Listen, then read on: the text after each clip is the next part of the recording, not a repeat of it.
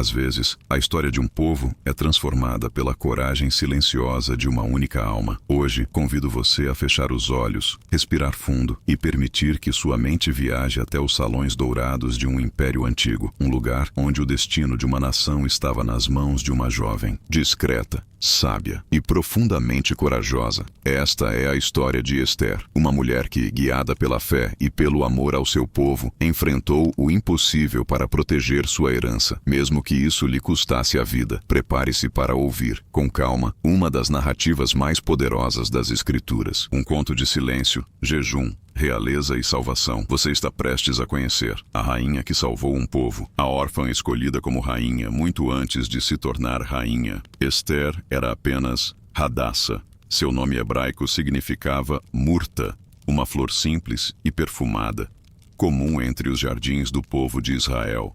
E como a murta, Hadassa vivia silenciosamente, escondida entre as sombras de um império que não havia, numa terra estrangeira onde os hebreus eram apenas mais um povo conquistado, órfã desde pequena. Foi criada por seu primo Mardoqueu, um homem justo, piedoso e respeitado entre os judeus que habitavam Suzã, a capital do Império Persa. Era um tempo de opulência para os persas, mas também de silêncio e cautela para os filhos de Israel, que viviam espalhados e submissos aos decretos de reis que não conheciam o Deus dos seus pais. Mardoqueu amava Hadassa como a uma filha e a educou com zelo, ensinando as palavras da Torá, as tradições do povo e o valor do temor ao Senhor. Ainda que ela vivesse entre palácios distantes e costumes pagãos, em seu coração crescia uma fé silenciosa e firme como raiz de árvore plantada junto a ribeiros de águas. Enquanto isso, no grande palácio de Suzã, o rei Assuero, também conhecido como Xerxes, reinava sobre 127 províncias, desde a Índia até a Etiópia. Seu poder era inquestionável. Seu palácio, de mármore, ouro e tapeçarias, um símbolo de domínio e glória. Num certo tempo, Assuero decidiu dar uma festa, mas não uma festa comum. Foram 180 dias de banquetes, exibições de riquezas, vinho em taças de ouro e tudo o que os olhos pudessem desejar. Era o orgulho de um império exposto em pratos e paredes. E no final de tudo, quando todos já estavam embriagados de vinho e vaidade, o rei, numa atitude impensada, ordenou que sua esposa, a rainha Vasti, se apresentasse diante de todos os homens para mostrar sua beleza, como se fosse um troféu real. Mas Vasti recusou. Naquela recusa, houve um terremoto silencioso, uma mulher dizendo não a um rei. O orgulho ferido de Assuero transformou-se em ira, e Vasti foi deposta. A rainha já não era rainha. Passado o tempo, o rei começou a sentir o vazio que Vasti deixara. E seus conselheiros, desejando agradá-lo e garantir estabilidade, sugeriram um novo decreto, que se buscassem por todo o império as mais belas jovens virgens e que elas fossem trazidas ao harém real. Após passarem por um longo período de preparação, o rei escolheria entre elas a nova rainha da Pérsia. Foi assim que Hadassa, a menina simples, humilde e piedosa, se viu sendo levada ao palácio de Suzã. Antes de partir, Mardoqueu a aconselhou, com sabedoria, que não revelasse sua origem nem seu povo. O mundo do palácio era cheio de intrigas, preconceitos e olhos que julgavam. Ser judia poderia ser sua ruína antes mesmo de ser notada. Ela então assumiu o nome Esther, de origem persa, que significava estrela. Um nome que brilhou discretamente entre as outras jovens, sem ostentação, sem imposição, mas com uma luz própria que não se apagava. O harém do rei era mais um labirinto do que uma casa. Ali, centenas de moças passavam por 12 meses de tratamentos de beleza, com óleos, perfumes, especiarias, treinamentos e silêncios. Era um tempo de transformação, mas também de espera e incerteza. Esther, mesmo ali, manteve a doçura no olhar, a mansidão na fala e a fé no coração. Ganhou o favor do eunuco Hegai, encarregado do harém.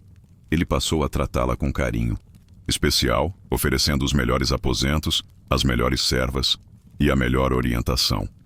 Mas Esther não buscava se destacar.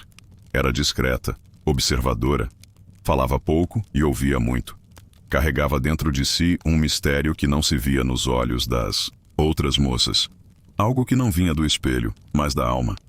Quando chegou sua vez de ir ao encontro do rei, ela não pediu nada além do que Hegai sugeriu. Enquanto outras se adornavam com joias vistosas e roupas cintilantes, Esther confiou que o brilho que vinha de dentro era suficiente, e assim ela entrou. O salão era imenso. O rei estava ali, um homem acostumado a ter tudo, a ver tudo, a ser servido por todos. Mas quando seus olhos encontraram os de Esther, houve silêncio. Uma quietude suave tomou conta do momento. Assuero não viu apenas beleza, viu graça. Ela não implorou, não seduziu, não disputou, ela simplesmente foi. E isso bastou. O rei se encantou de tal forma que colocou sobre sua cabeça a coroa real, proclamando-a rainha em lugar de Vasti, e declarou um novo banquete em sua honra, o banquete de Esther. Longe dali, Mardoqueu observava de longe os portões do palácio, inquieto e em oração. Não sabia o que estava por vir, mas confiava no Deus que guia os passos dos justos, mesmo entre reis estrangeiros. O que ninguém sabia ainda é que aquela simples órfã judia havia sido colocada ali por um propósito muito maior do que a coroa. Ela seria instrumento de salvação. A estrela escondida estava prestes a brilhar na escuridão mais profunda. E Deus já havia começado a escrever, com traços invisíveis, o desfecho de uma história que mudaria o destino de todo um povo. O plano sombrio de Ramã, história de Esther, havia apenas começado. Embora o povo de Israel não soubesse, sua salvação estava sendo costurada de forma silenciosa nos bastidores do império mais poderoso da terra. E o inimigo, invisível, a maioria se aproximava com passos frios, ocultos sob trajes de poder e honra. Na corte de Assuero, entre os muitos oficiais, havia um homem que crescia em prestígio. Amã, filho de Hamedata, o Agagita. O rei o havia promovido a uma posição elevada acima de todos os príncipes. Com isso, onde quer que Amã passasse, os servos reais se prostravam e o reverenciavam. Todos, menos um. Mardoqueu, o homem judeu que criara Esther, se recusava a curvar-se diante de Amã. Não por rebeldia ou orgulho pessoal, mas por fidelidade ao seu Deus. A reverência que se exige a um homem como se fosse divino, para Mardoqueu, só poderia ser dada ao Senhor dos Exércitos. A recusa de Mardoqueu era como uma faísca em meio a um campo seco. Servos do palácio passaram a observar. Foram até ele, perguntando por que não obedecia. E dia após dia, viam Mardoqueu firme, em pé, enquanto os outros se dobravam. Por fim, levaram o caso até Ramã. Ao saber da atitude de Mardoqueu e que ele era judeu, Amã se encheu de furor. Mas sua ira não desejava apenas punir um homem. Seu orgulho ferido exigia algo maior.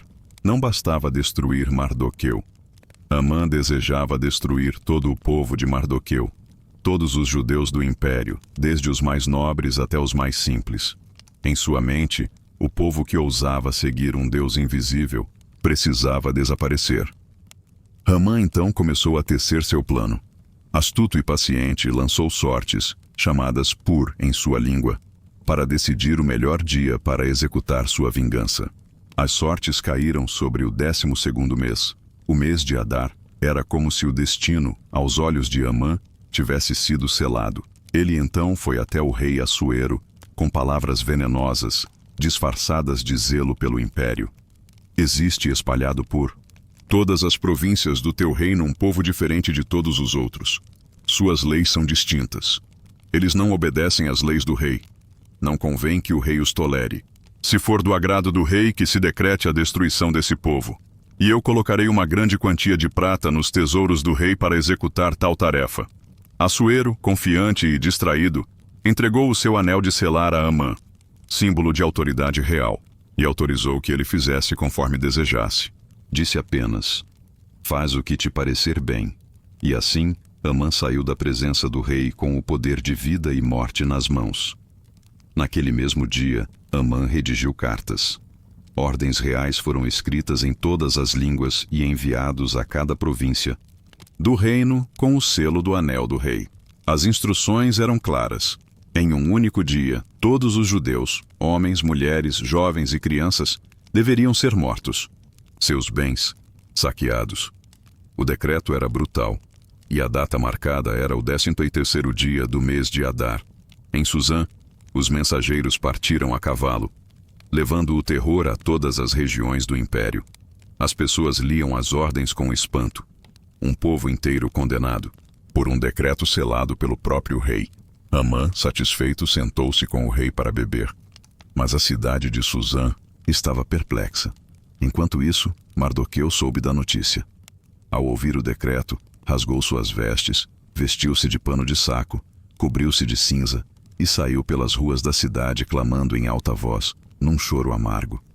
Não havia mais como esconder. O povo de Deus estava em perigo. E o tempo corria.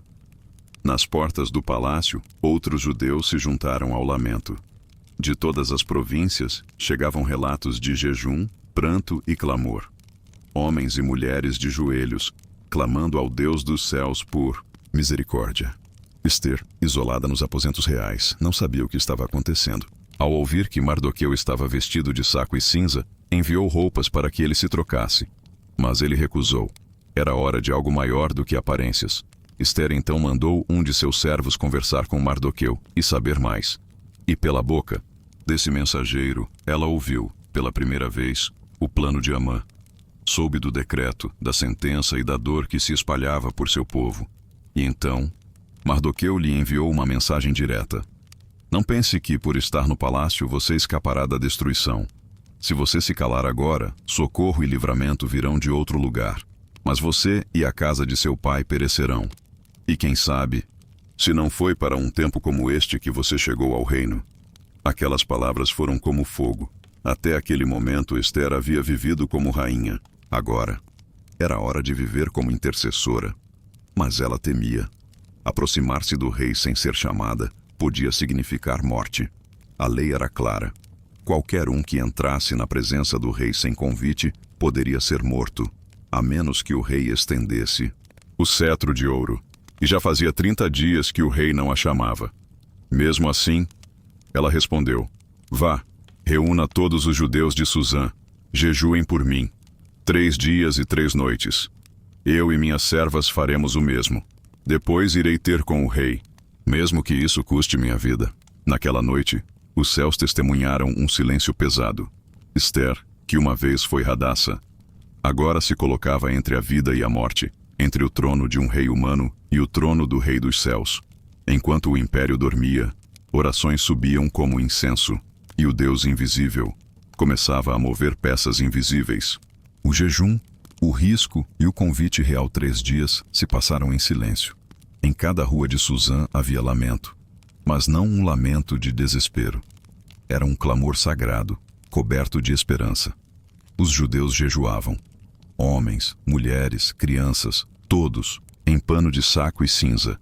As vozes não gritavam, mas choravam. Não se ouviam espadas sendo afiadas, mas orações sendo erguidas. Ester também jejuava. Dentro do palácio, em seus aposentos, a rainha jejuava com suas servas. Não havia perfumes, não havia banquetes, não havia adornos, somente silêncio, oração e lágrimas. O trono que ela um dia temeu agora era o lugar onde ela se colocava.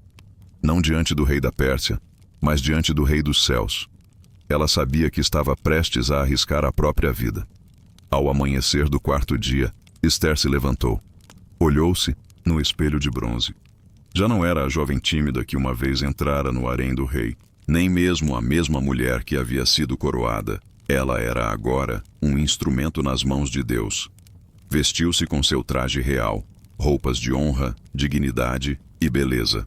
Não por vaidade, mas porque sabia que entraria na presença do homem mais poderoso do mundo e faria isso com reverência e coragem. Cada passo que ela daria naquele dia seria como pisar sobre águas profundas.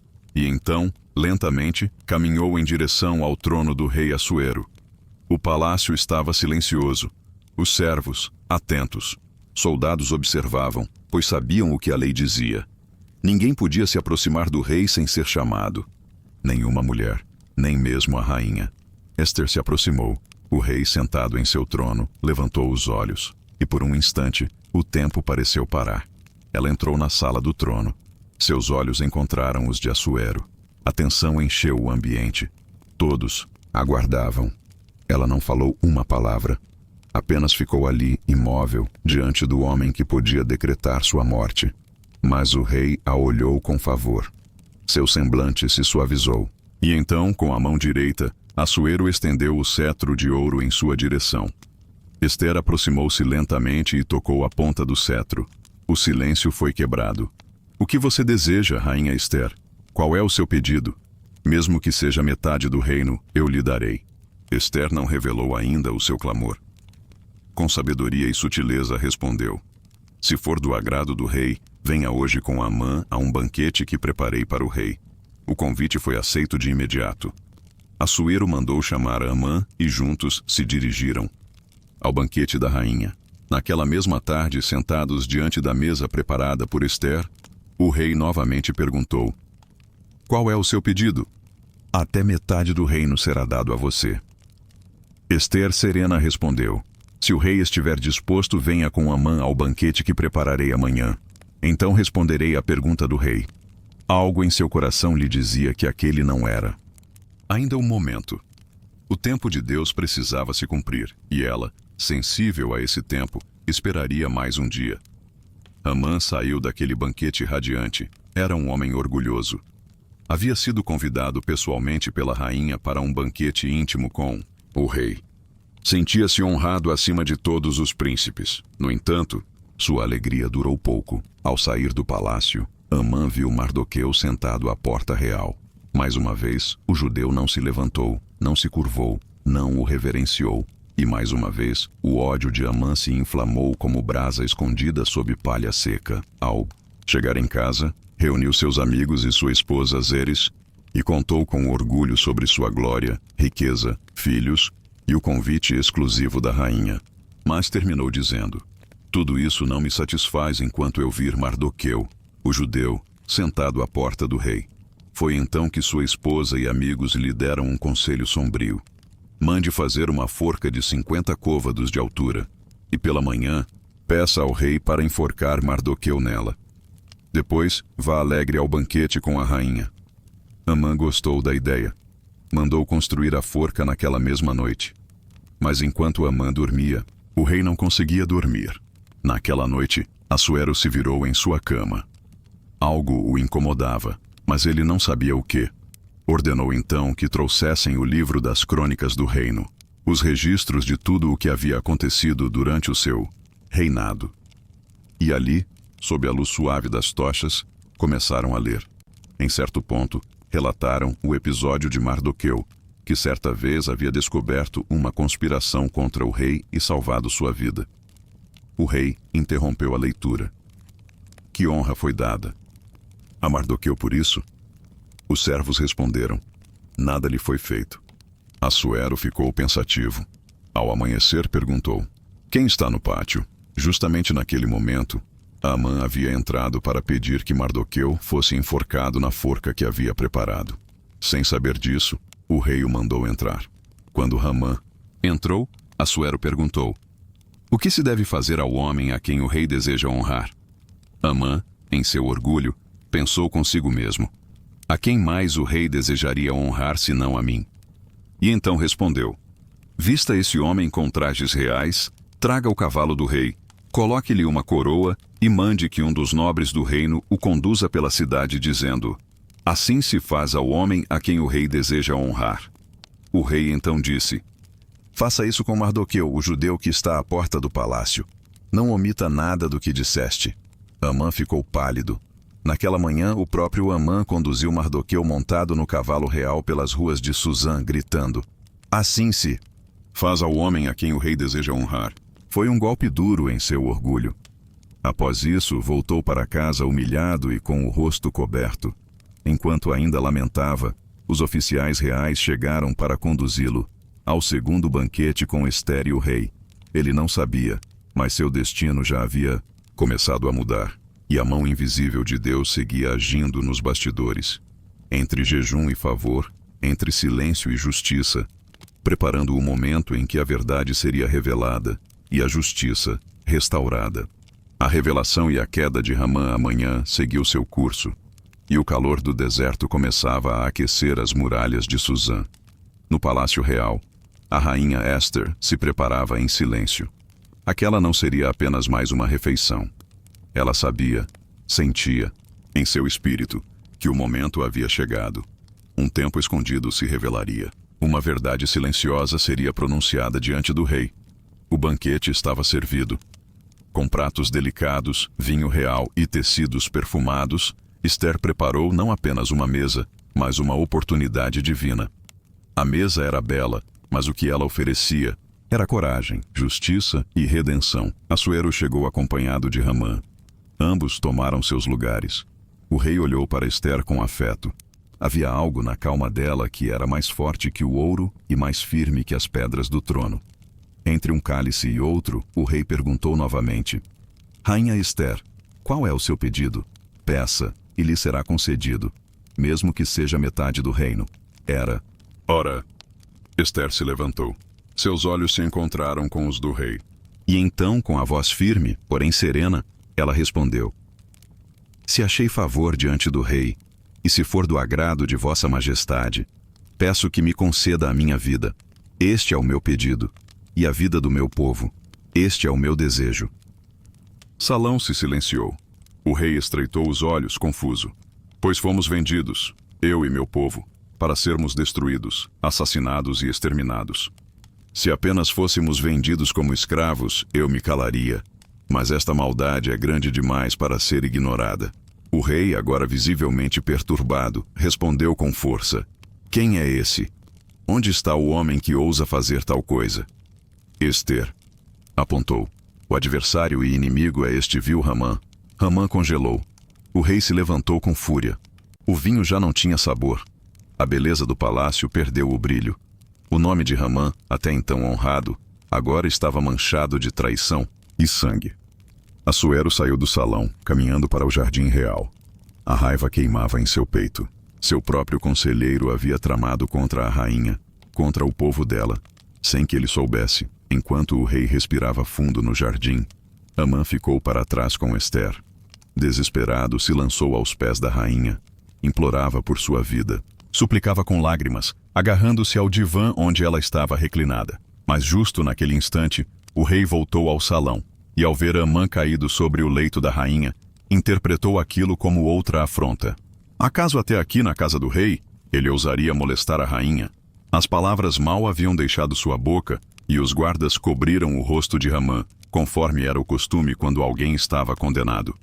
Um dos oficiais presentes, Arbona, lembrou ao rei: Existe, ó rei, uma forca de 50 côvados de altura, preparada por Amã, junto à casa dele. Ele mandou construí-la para Mardoqueu, aquele que salvou a vida do rei. Assuero respondeu sem hesitar: Enforquem Amã nela. E assim fizeram.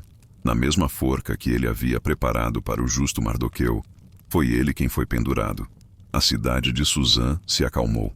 O ar pesado de tensão e injustiça foi substituído por alívio e assombro. O mal fora exposto, e com ele, seu autor. A mão do Senhor havia se movido com precisão. Nem um dia antes, nem um dia depois. No tempo certo.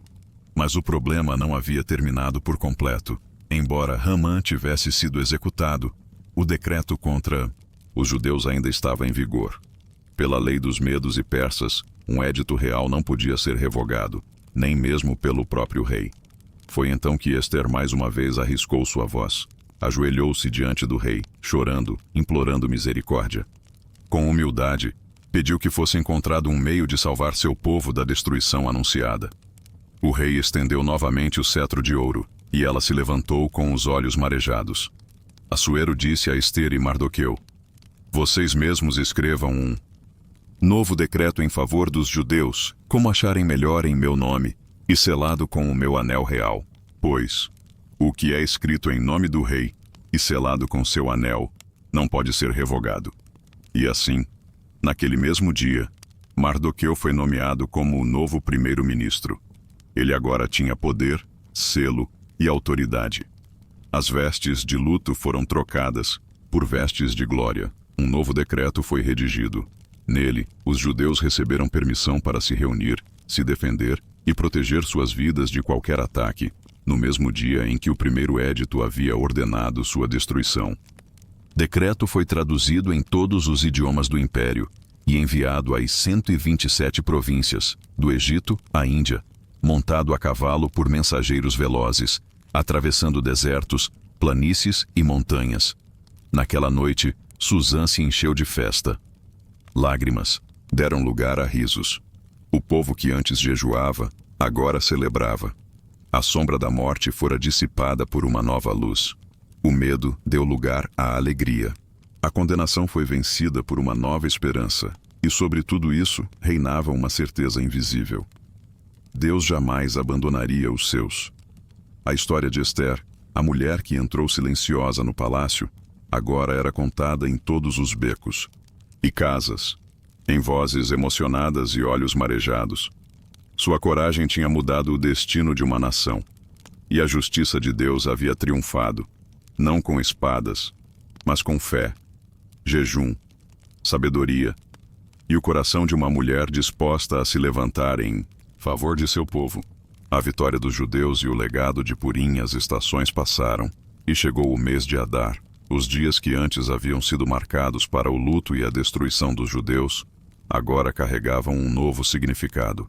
Eles não sabiam exatamente como seria, mas sabiam que não estavam sozinhos. Em cada vilarejo e cidade do Império Persa, desde os campos do Egito até as fortalezas da Índia, os judeus se preparavam, não com ódio, não com sede de vingança, mas com um profundo senso de sobrevivência e dignidade. Eles haviam sido autorizados a se defender e estavam determinados a viver. O dia amanheceu. Naquele mesmo dia em que o decreto anterior permitia sua destruição, os judeus se ergueram com coragem. E não estavam sozinhos. Muitos líderes, oficiais e até cidadãos persas os apoiaram, pois o respeito por Mardoqueu crescia cada vez mais. Ele, que outrora caminhava silencioso junto ao portão do palácio, agora vestia púrpura real, um anel de autoridade no dedo, e seu nome era conhecido em toda Suzã. Sua sabedoria e temor a Deus inspiravam admiração, até mesmo entre os que não pertenciam ao povo judeu. E assim, no dia 13 do mês de Adar, os inimigos dos judeus tentaram atacá-los, mas em vez de exterminá-los, foram derrotados. O povo de Deus resistiu com firmeza, protegendo suas casas, suas famílias, sua fé. Em Suzã, a batalha foi intensa. Centenas de inimigos caíram diante da resistência dos judeus, e ao fim do dia, quando o rei foi informado dos acontecimentos, perguntou a Esther se desejava que fosse feito algo mais. Ela, com voz serena, respondeu: "Se for do agrado do rei, permita que os judeus de Suzã tenham mais um dia para se defender, e que os 10 filhos de Amã sejam enforcados." Assim foi. Feito não por crueldade, mas como um sinal. Um símbolo de que a maldade de Amã, sua herança de ódio, não teria continuidade. O mal seria encerrado ali. A justiça completa. No campo, nas aldeias, nas províncias longínquas, o mesmo ocorreu. Os judeus prevaleceram. E no dia seguinte, o 14º dia de Adar, eles descansaram. Pela primeira vez em muito tempo descansaram de verdade. E celebraram, com festas, banquetes, presentes e gratidão. Foi Mardoqueu quem sugeriu: estes dias não devem ser esquecidos. Devem ser lembrados por todas as gerações. Então ele e Esther escreveram cartas oficiais, enviadas a todos os judeus das 127 províncias, estabelecendo que os dias 14 e 15 do mês de Adar seriam guardados, ano após ano, como dias de alegria, de lembrança, de união. Nascia ali a festa de Purim Purim, do hebraico Pur, que significa sorte. Porque Amã havia lançado sortes para escolher o dia da destruição dos judeus, mas a sorte dele caiu sobre sua própria cabeça. Naquele dia, os judeus lembrariam não apenas da salvação, mas da mão invisível de Deus, que moveu rainhas, reis, noites sem sono e decisões silenciosas para proteger seu povo. Esther permaneceu no palácio, como símbolo vivo de coragem e sabedoria. Nunca buscou glória, mas sua história se tornou imortal. Mardoqueu continuou como segundo no reino, cuidando com justiça e verdade dos interesses do povo e da terra. E em todas as regiões, Quando os judeus contavam essa história, o nome de Deus era reverenciado. Mesmo que não estivesse escrito diretamente no livro, ele estava presente em cada linha, em cada detalhe. E ainda hoje, milhares de anos depois, Purim continua sendo celebrado. Com danças, doces, trocas de presentes e, acima de tudo, com memória. Porque o povo que lembra do que Deus fez jamais se perde. A história de Esther nos ensina que, mesmo quando tudo parece oculto, mesmo quando o nome de Deus não é mencionado, Ele está presente, nos silêncios, nas esperas, nos pequenos gestos, em cada noite sem dormir, em cada jejum silencioso, em cada passo de fé. E assim, ao final dessa jornada, que nossos corações também encontrem descanso, que tenhamos a coragem de Esther, a fidelidade de Mardoqueu e a confiança de que o céu não se cala diante da injustiça, porque o mesmo Deus que salvou os judeus da Pérsia continua, ainda hoje, escrevendo histórias de salvação com mãos invisíveis.